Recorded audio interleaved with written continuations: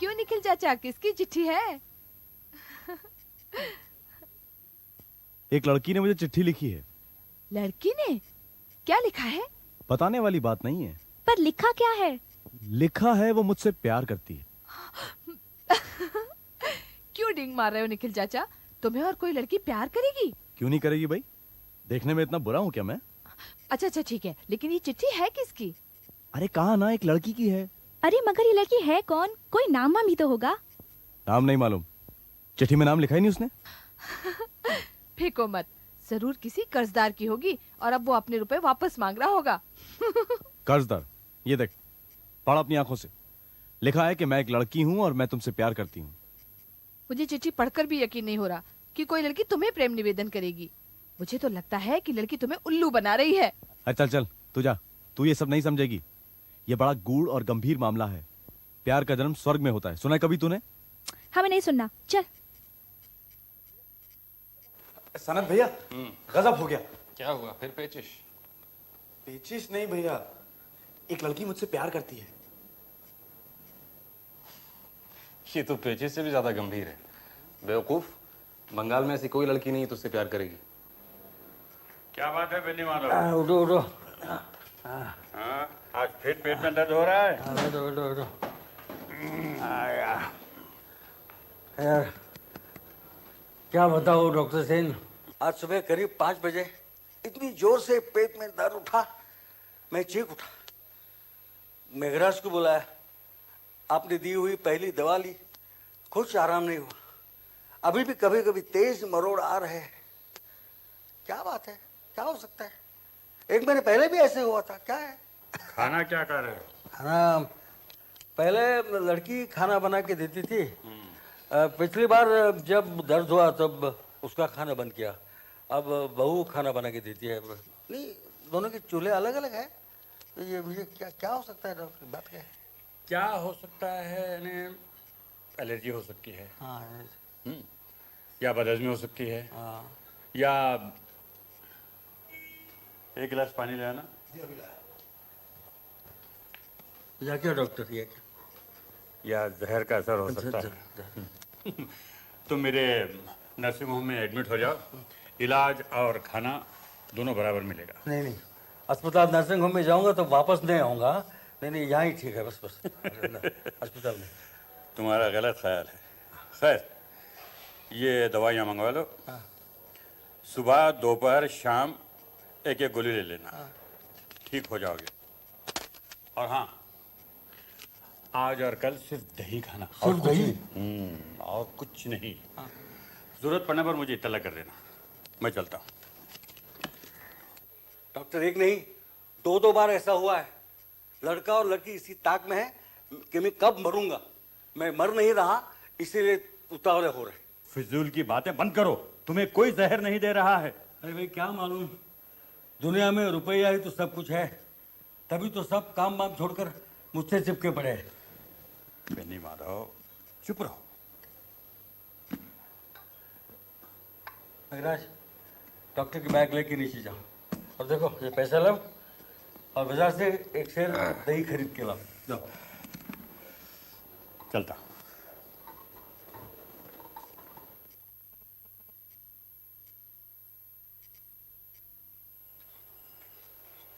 पिताजी, बहू, खाना वापस ले जाओ।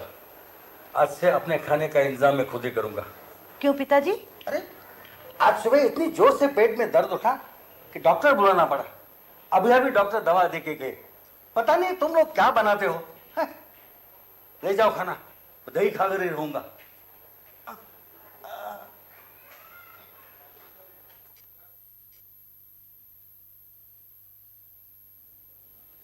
पिताजी, मुझे मालूम है भाभी के हाथ का खाना आपको हजम नहीं होगा। आज से मैं आपके लिए खाना बना के लाऊंगी। नहीं, जाओ यहां से। मेघराज,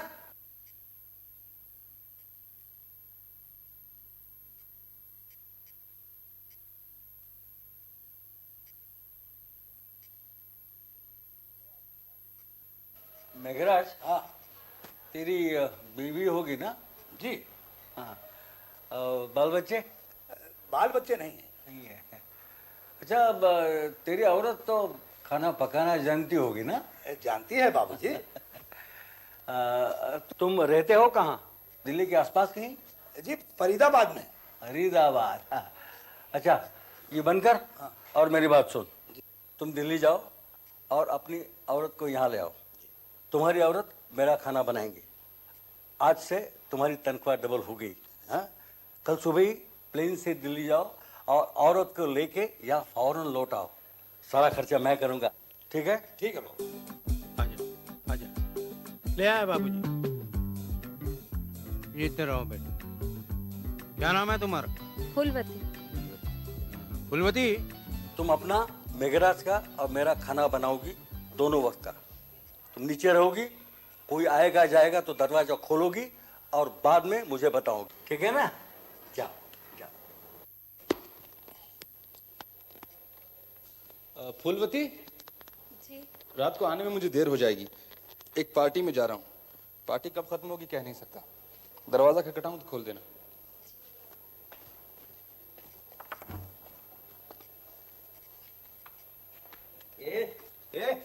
दरवाजा क्यों बंद कर रही है? मुझे नहीं पहचानती? तू मेघराज की औरत है ना? जी मुझे पहचान के रख। मेरा नाम मकरंद है। मैं कभी भी इस घर में आ जा सकता हूँ। मेरे लिए इस घर के दरवाजे हमेशा खुले रखने चाहिए, समझी?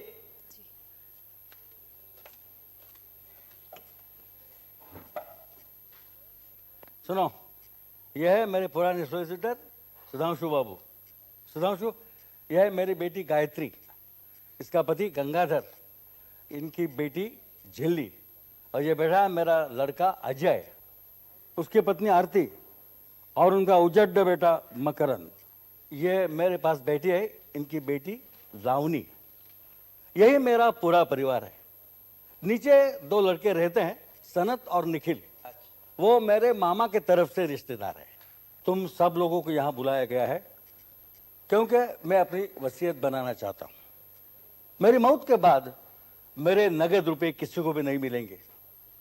अब तक जो कुछ हर महीने मिलता है वो भी मिलता रहेगा। जब तक तुम लोग जिंदा हो तब तक ये मकान है तुम्हारे रहने के लिए, लेकिन इसे कोई बेच नहीं सकते। लावनी और जिल्ली के लिए मैंने बीमा कर रखा है। 21 साल होने पर दोनों को 50-50 हजार मिल जाएंगे।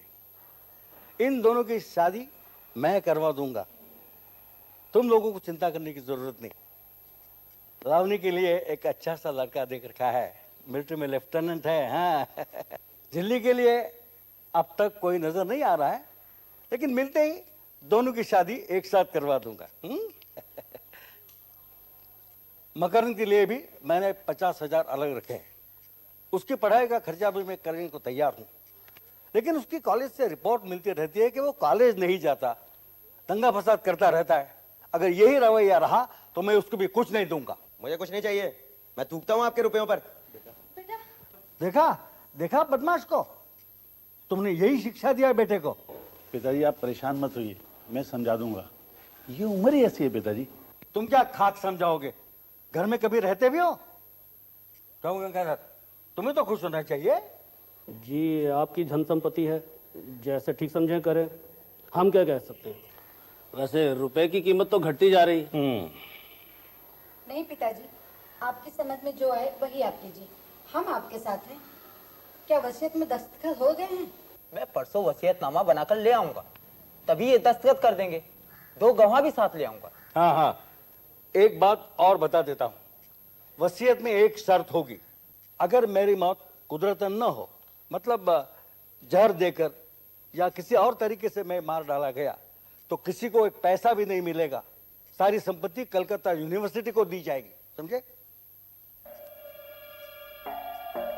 अच्छा, मैं परसों आता हूँ, इसी वक्त वसीयतनामा बनाकर लाऊंगा। ठीक है, चलिए। बेबी जी, कहाँ जा रही हो? चुप, आहिस्ता बोल। हम सिनेमा देखने जा रहे हैं। ये कौन है? ये मुझे नाच सिखाता है। ये नाच का सिनेमा है, इसीलिए साथ जा रहे हैं। चलो। इस लड़के से ही मेरी शादी होने वाली है। हम रात को बाहर गए थे, ऊपर दद्दू से मत बताना।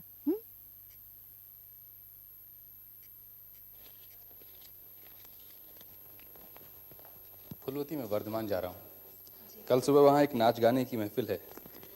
कल शाम तक ही आना होगा, इसलिए आज रात को तुम्हें मेरे लिए दरवाज़ा खोलने की आवश्यकता नहीं पड़ेगी।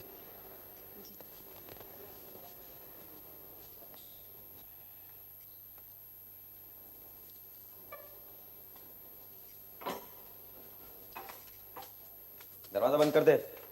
रात को अगर कोई आए और मेरे बारे में पूछे तो कहना कि मैं नहीं हूं।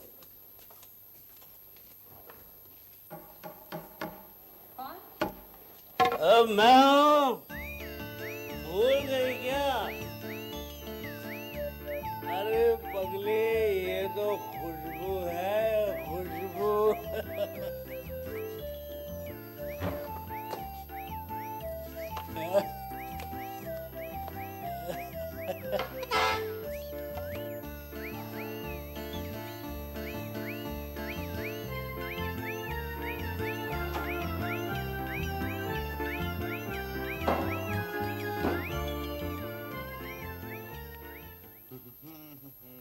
भाई अब तुम्हारा काम शुरू, हमारा खत्म। अब हम दिन भर सोएंगे। नाइट ड्यूटी खत्म, सुप्रभात।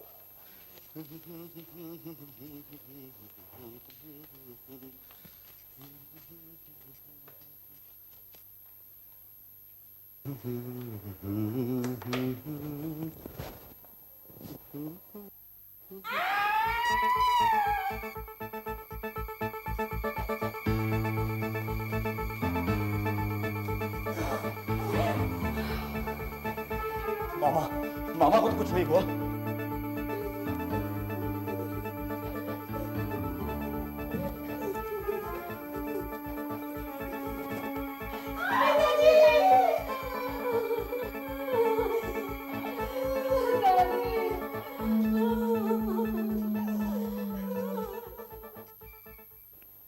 मतलब बेनी संहार।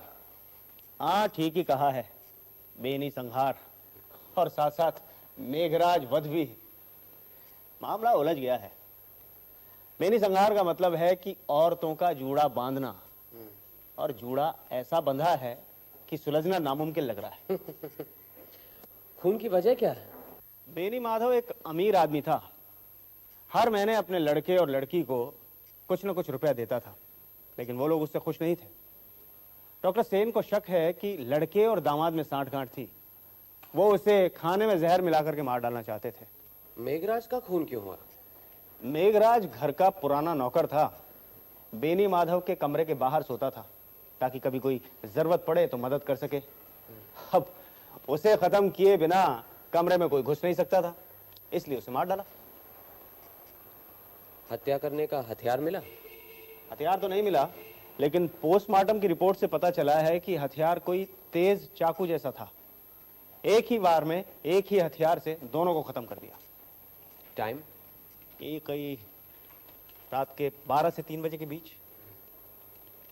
अच्छा, आपको किन 5 लोगों पर शक है? लड़का अजय, उसकी औरत आरती, बेटी गायत्री और उसका पति गंगाधर, और अजय का बेटा मकरंद। मकरंद उस रात करीब 9 बजे घर आया था और उसी रात वापस चला गया। कहाँ गया कुछ पता नहीं, अभी तक गायब है। उसके नाम अरेस्ट वारंट निकाला है। घर में अब कौन कौन है? अजय, आरती, गंगाधर, गायत्री, झिल्ली, निखिल राय, सनत गांगुली और मेघराज की विधवा फूलवती।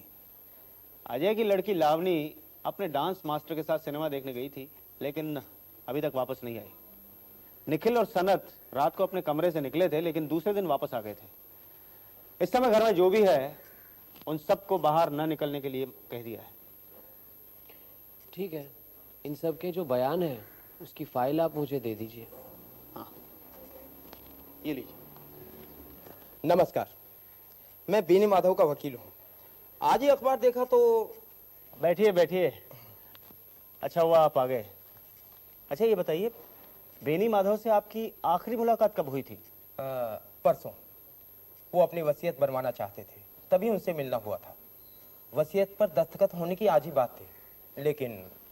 अच्छा, वसीयत में क्या क्या शर्तें हैं? उन्होंने अपने रिश्तेदारों में से सभी को कुछ ना कुछ दिया, लेकिन अजय के बेटे मकरंद को छोड़कर। लड़का गर्म मिजाज का बेवकूफ है। मुद्दे की बात यह है, कि अगर उनकी मौत कुदरतन ना होती तो किसी को कुछ नहीं मिलता, सारा रुपया कलकत्ता विश्वविद्यालय को जाता। और संयोग देखिए कि उनकी मौत कुदरतन नहीं हुई। अब तो शायद किसी को कुछ ना मिले।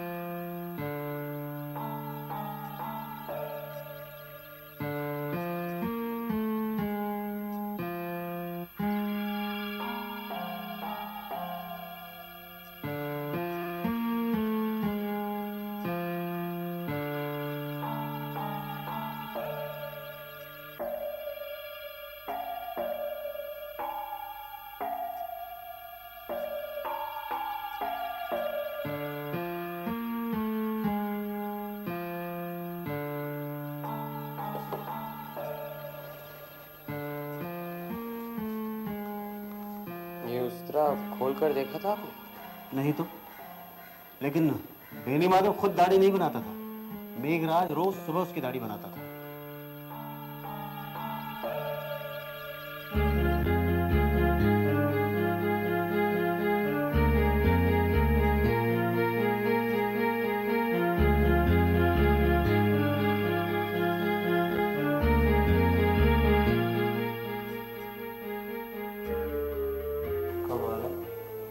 क्या हुआ?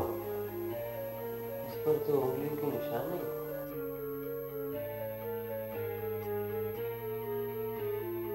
इसे मैं अपने साथ ले जा रहा हूँ।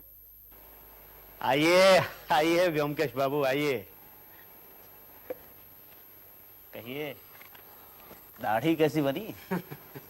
कुछ जमी नहीं, उस तरह में धारी नहीं थी। अच्छा अच्छा, बयान पढ़े? पढ़ तो लिए, बस फूलवती से दो एक सवाल और करने हैं। अच्छा।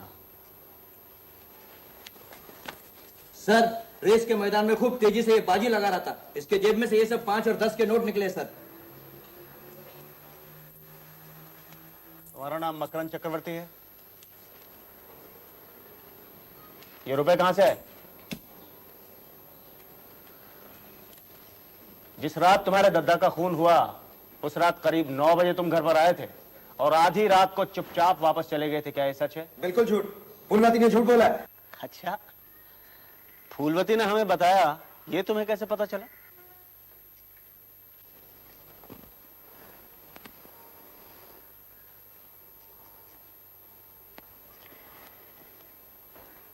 उस दिन तुम्हारे दद्दा ने अपनी वसीयत के बारे में बताते हुए तुम्हें कुछ भी न देने का फैसला किया था और तुमने कहा था कि मैं थूकता हूं तुम्हारी इस दौलत पर, और गुस्से में तुम चले गए थे। उसी रात तुम्हारे दद्दा का खून हो गया था। तो मैं क्या करूं? चुपचाप अपने कमरे में जाओ और वहां से निकलने की कोशिश मत करना, समझे?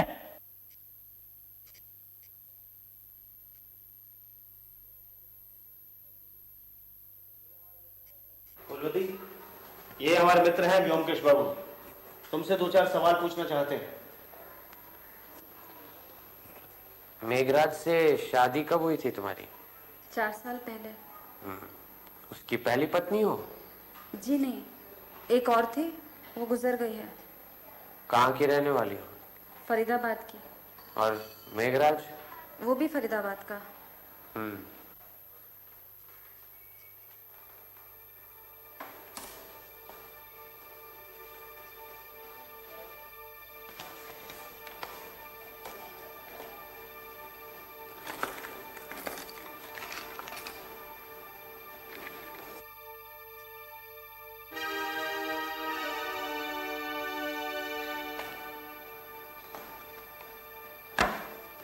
ये बक्सा आपका है? जी हाँ। चलिए दूसरों से भी मिल लेते हैं। आइए।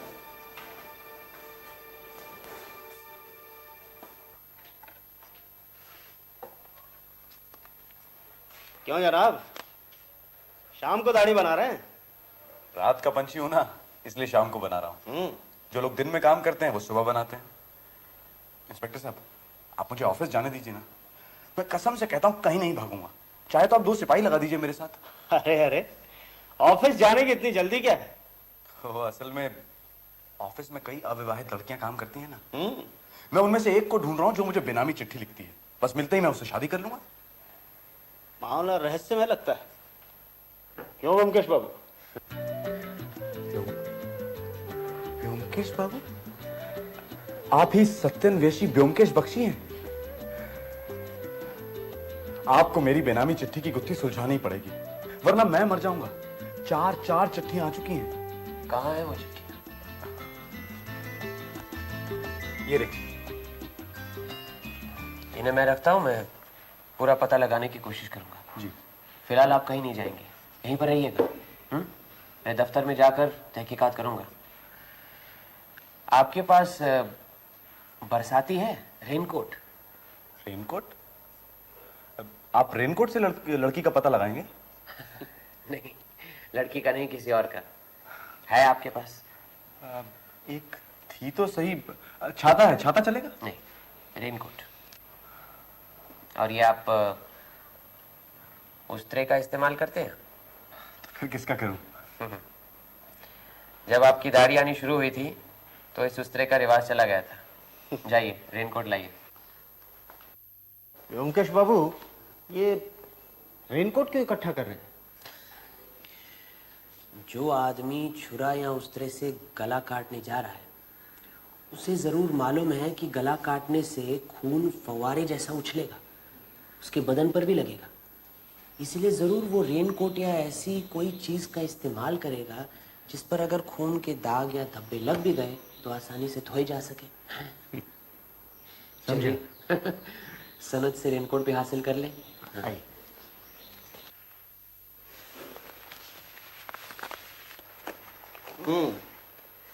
नया है ये। रेनकोट लिए जा रहा हूँ, 2 दिन के बाद वापस कर दूंगा। इसकी रसीद दिए देता हूँ। रसीद की क्या आवश्यकता है? आपका राज है, जो मन में आए कीजिए। आपके बयान में पढ़ा था कि जिस रात बेनी माधव का खून हुआ उस रात आप वर्धमान गए थे। कौन सी गाड़ी पकड़ी थी? आप कौन? ये ब्योमकेश बख्शी हैं, मशहूर सत्यन्वेषी। नाम सुना है, लेकिन मैं जासूसी कहानियां नहीं पढ़ता। क्या कह रहे थे? आप उस रात वर्धमान गए थे, किस गाड़ी से? रात 10:30 की गाड़ी से। तो आपने अगले दिन 6 बजे की गाड़ी क्यों नहीं पकड़ी? सुबह की गाड़ी अगर पकड़ता तो वक्त से पहुंच नहीं पाता। मजलिस सुबह की थी। वहां क्या आपकी कोई रहने की जगह है? जी नहीं, रात मैंने रेलवे प्लेटफॉर्म पर एक बेंच पर काटी। तो चाय के स्टॉल में चाय तो पी होगी? मैं चाय नहीं पीता। अच्छा, आप कहते हैं आप उस रात 10:30 बजे गए थे, इस बात का कोई गवाह है? गवाह की क्या आवश्यकता है? आप क्या सोचते हैं मामा का खून मैंने किया है? चलो इंस्पेक्टर, ऊपर चलते हैं। नहीं, ये कोट बाहर गोविंद को देते।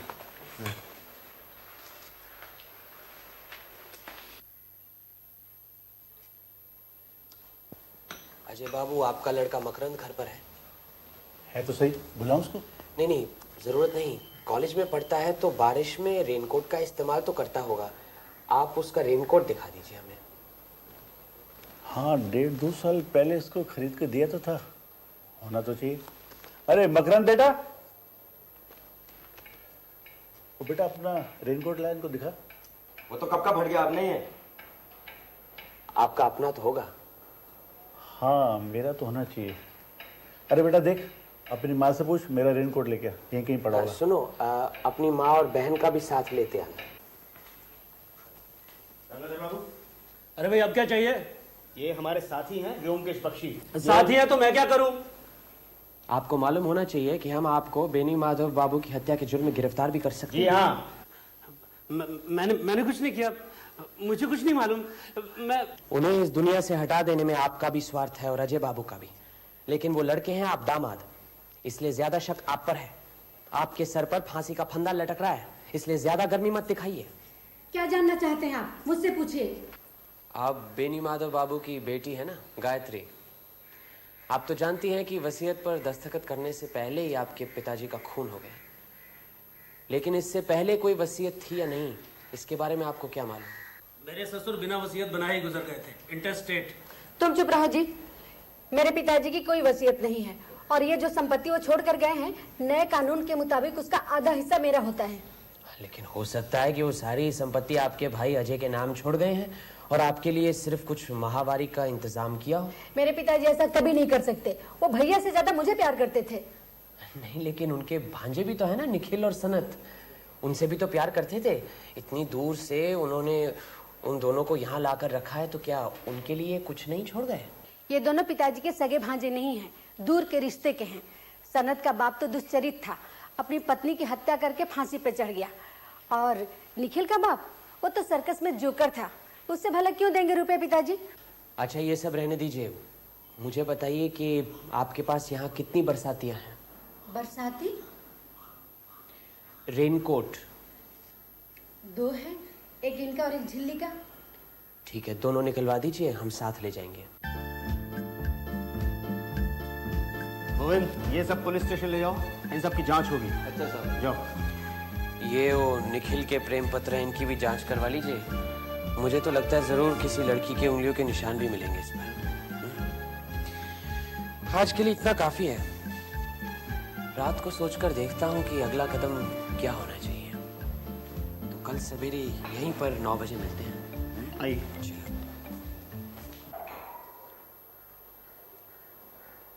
आइए आइए व्योमकेश बाबू, आइए। मैं आप ही का इंतजार कर रहा था। क्या हुआ? सुबह सुबह यहाँ पहुंचा तो मुझे फूलवती ने बताया कि उसके कमरे से उसके साज श्रृंगार का बक्सा चोरी हो गया। साज श्रृंगार का बक्सा कैसे चोरी हुआ? पता नहीं, मैं इन लोगों से यही पूछ रहा था। भाई, तुम लोगों को कुछ मालूम है क्या? मुझे क्या मालूम? मैं कभी फूलवती के कमरे के अंदर तक गया नहीं। अंदर कौन सी चीज कहाँ रखी है मुझे क्या मालूम?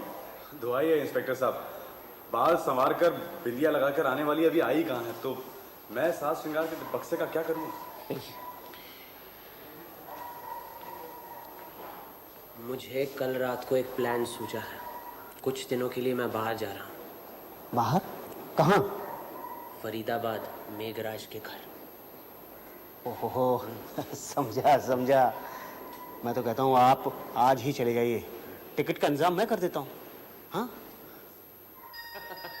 कैसे हैं? आइए व्योमकेश बाबू, आपने 5 दिन लगा दिए। अजी 5 दिन तो लगा दिए, लेकिन काम पूरा हो गया। हाँ, ये हिम्मत लाल है, आप इसे संभालिए।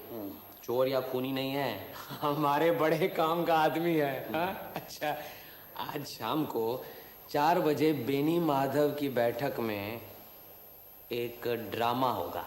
हाँ? आप बनेंगे स्टेज मैनेजर। आप सब लोगों को जानकर खुशी होगी कि बेनी माधव जी के हत्यारे का पता चल गया है।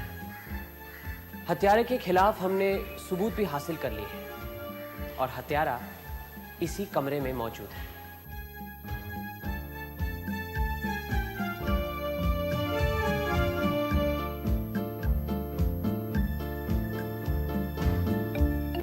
जब मैं छानबीन करने के लिए बेनी माधव जी के कमरे में गया तो वहां मुझे एक उस्तरा मिला, लंबा पुराने किस्म का, जिससे कि मेघराज रोज सवेरे बेनी माधव जी की दाढ़ी बनाता था। जब मैंने उसे करीब से देखा तो ऐसा लगा कि उस पर तो किसी की उंगलियों के निशान नहीं है। किसी ने बड़ी चतुराई से उंगलियों के निशान मिटाकर उसे वापस रख दिया था। क्यों? मुझे शक हुआ। मैं उसे घर ले गया। उससे दाढ़ी बनवानी चाहिए, लेकिन उसकी तो धार ही उतर गई थी। दाढ़ी क्या, उससे तो पेंसिल भी नहीं बनवा सकते थे। फिर मुझे यकीन हो गया कि जरूर इसी उस्तरे के साथ ही किसी ने उन दोनों आदमियों का गला काट दिया है। लेकिन अब सवाल यह उठता है कि उस्तरा था कमरे के अंदर और खूनी आया कमरे के बाहर से, तो फिर कमरे में घुसने से पहले उसने उस्तरा हासिल कैसे किया? किसी ने जरूर उसे बाहर निकाला होगा। किसने निकाला? उसी दिन मेघराज ने सवेरे बेनी माधव जी की दाढ़ी बनाई थी और बेनी माधव जी के कमरे में सिर्फ 2 लोग जाते थे, एक तो मेघराज और एक फूलवती। भला मेघराज अपना गला काटने के लिए उस्तरा क्यों चोरी करेगा? तो बचा कौन?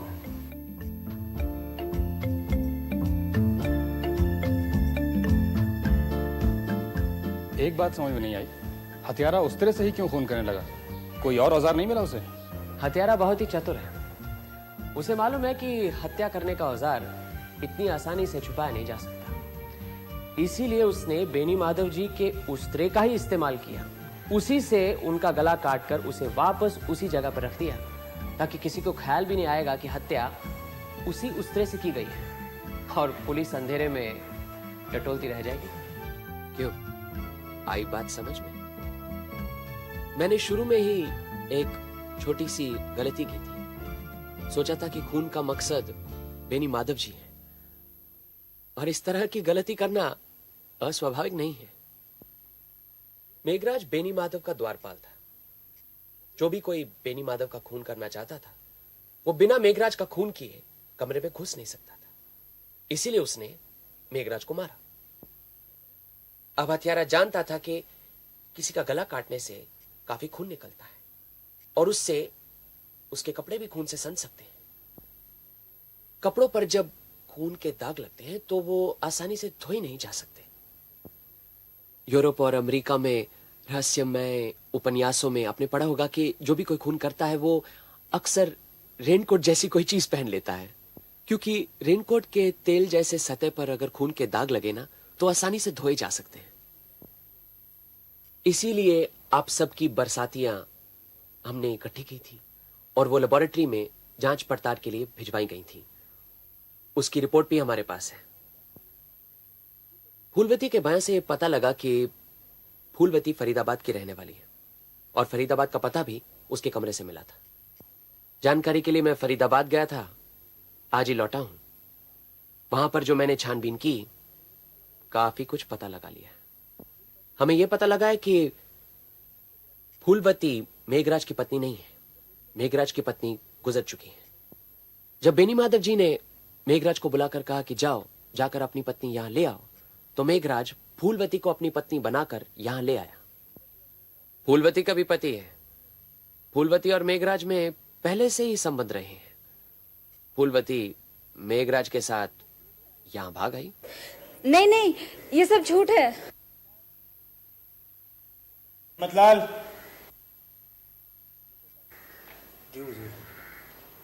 इसे पहचानती हो?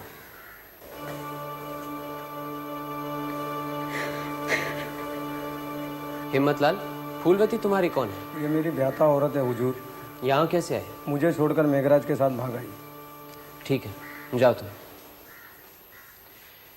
इस सारी खुराफात की जड़ फूलवती है।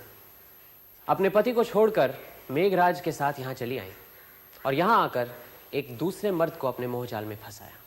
लेकिन मेघराज सख्त किस्म का आदमी था। अगर उसे फूलवती के प्रेम के बारे में पता चलता तो शायद उसे ठंडा कर देता। इसीलिए मेघराज को रास्ते से हटाना बहुत जरूरी था। लेकिन मेघराज का खून करने से पकड़े जाने का डर था। इसीलिए मेघराज के साथ साथ बेनी माधव का खून करके पुलिस की आंखों में धूल झोंकने की साजिश थी। अब सवाल यह उठता है कि क्या फूलवती अपने हाथों से इन दोनों आदमियों का गला काट सकती थी? अक्सर छुरा, तलवार, उस्तरा औरतों के हथियार नहीं माने जाते। इसका मतलब है जरूर फूलवती का कोई मददगार था। फूलवती के कमरे में मैंने लकड़ी का एक साज श्रृंगार का बक्सा देखा। उस बक्से के अंदर आईने के साथ उसकी एक तस्वीर मिली जिसमें वो पलंग पर बैठकर हंस रही थी। दूसरे दिन सुना कि वो साज श्रृंगार का बक्सा चोरी हो गया है। असल में वो बक्सा हमने ही हटाया था। इंस्पेक्टर, वो बक्सा निकालेंगे?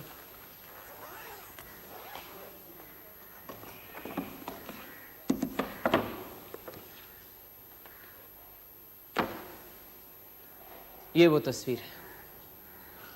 फूलवती, ये तस्वीर किसने खींची थी?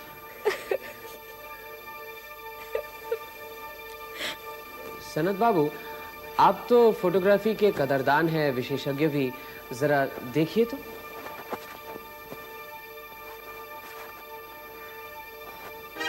फूलवती की तस्वीर। हाँ हाँ, लेकिन अगर आप गौर से देखेंगे तो फूलवती को पलंग पर बिठाकर तस्वीर खींची गई है और उसके पीछे पलंग पर लकड़ी की खूबसूरत नक्काशी नजर आ रही है। किसका पलंग है, नहीं पहचानते? आप कहना क्या चाहते हैं? आपने रात को अपने कमरे में फूलवती को अपने पलंग पर बिठाकर फ्लैश से तस्वीर खींची थी। आप ही उसके गुप्त प्रेमी हैं। जब मेघराज बेनी माधव जी के कमरे के दरवाजे पर सोता था तो फूलवती आपके कमरे में जाती थी। उससे क्या साबित होता है? मामा का खून मैंने किया है। सारा दोष फूलवती को नहीं दूंगा। आप तो उसके प्यार में इतने पागल हैं कि दिमागी संतुलन खो बैठे हैं। मेघराज का खून करके उसे पाना चाहते थे। शायद ये सोचा होगा कि खून का मामला सब निपट जाए तो उसे लेकर कहीं भाग जाएंगे। मैंने खून नहीं किया है। आपकी रगों में खूनी का खून है। आपके पिता आपकी माँ का खून करके फांसी पर लटक गए थे। मैं आपसे कह रहा हूं मैंने खून नहीं किया है। खून फूलवती ने किया है। नहीं नहीं नहीं, ये सब झूठ है। ये बिल्कुल ठीक कह रही है। इसने अपने हाथों से खून नहीं किया, खून किया है आपने। कोई सबूत है आपके पास? जी हाँ, एक छोटा सा सबूत है। खून करने के बाद आपने रेनकोट की अच्छी तरह से धुलाई तो कर दी, लेकिन उसके जेब में 2-3 बूंदें खून की रह गई। जांच पड़ताल के बाद हमें पता चला है कि वो खून बेनी माधव जी के खून से मिलता है। हाँ हाँ, खून सनत बाबू ने किया है। मुझे कुछ नहीं मालूम, मैं बेकसूर हूँ। पकड़ो।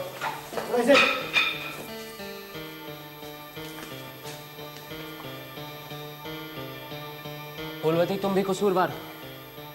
तुम्ही ने बेनी माधव जी का उस्तरा चोरी करके सनत बाबू को दिया था, और उस रात तुम्ही ने दरवाजा खोल के सनत बाबू को घर में घुसाया था, और फिर खून करने के बाद जब वो घर से बाहर वापस गए तो तुमने दरवाजा बंद कर लिया।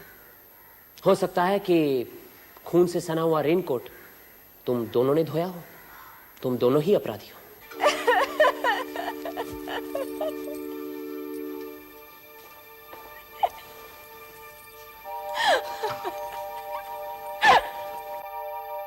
चलिए, मुझे इजाजत दीजिए। व्योमकेश बाबू, मेरा क्या होगा? चिट्ठी लिखने वाली कौन है, आपने बताया ही नहीं। अरे हाँ अच्छा, ये बताओ मुझे कि अगर मैंने तुम्हें बता दिया कि चिट्ठी लिखने वाली कौन है तो तुम क्या करोगे? क्या करूंगा? शादी करूंगा उससे, और क्या। व्योमकेश बाबू, लड़की चाहे लूली लंगड़ी बहरी कैसी भी हो, मैं उससे शादी कर लूंगा। तो बस समझ लो कि लड़की का पता चल गया। ए झिल्ली, इधर आ। ये रही तुम्हारी बेनामी चिट्ठियों की रचयिता। पकड़ो इसे। ये झिल्ली झिल्ली मुझे चिट्ठियां लिखती थी। झिल्ली मुझसे प्यार करती है। पर व्योमकेश बाबू, झिल्ली तो मेरी भांजी है। अरे घबराओ मत, बड़ी समझदार लड़की है। हाँ? बिन सोचे समझे उसने अपना दिल नहीं दिया। जानता हूँ तुम्हारा मामा भांजी का रिश्ता है, लेकिन रिश्ता बहुत दूर का है। कानूनन शादी करने से कोई अड़चन नहीं है, समझे? कमाल की हैं आजकल की लड़कियां। इतने दिनों से नकेल डालकर घुमा रही थी मुझे। खैर, शादी हो जाने तो फिर मैं भी देख लूंगा। देखा क्या कह रहा है? लेकिन ब्योमकेश बाबू, चिट्ठी मैंने लिखी है, ये आपको कैसे पता चला? अरे बेवकूफ, सारी चिट्ठियों पर तो तुम्हारे उंगलियों के निशान थे, हैं? और फिर लिखाई भी तुम्हारी थी, है ना?